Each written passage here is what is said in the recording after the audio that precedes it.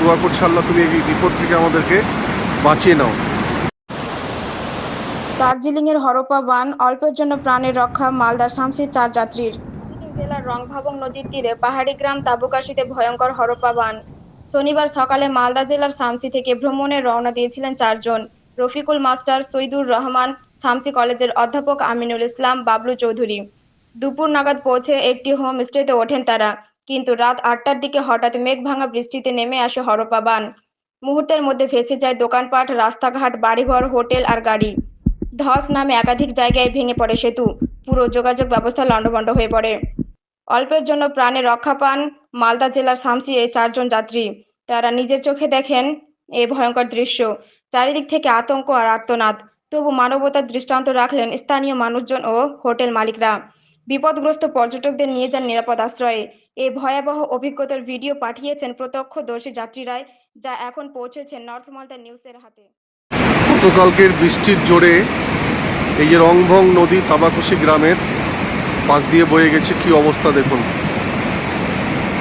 পুরো এলাকাকে তছনছ করে এখানকার যেগুলো হোমস্টে, অনেক বাড়িঘর সব ভেঙে, এই দেখুন রাস্তা পুরো ভেঙে গেছে। যোগাযোগ একেবারে বিচ্ছিন্ন। আমরা এখানে বিশাল বিপদের মধ্যে আছি। জানি না কবে এখান থেকে উদ্ধার হতে পারবো, আল্লাহ ভালো জানে। আল্লাহর কাছে প্রার্থনা করছি, আল্লাহর কাছে দোয়া করছি আল্লাহ তুমি এই বিপদ থেকে আমাদেরকে বাঁচিয়ে নাও।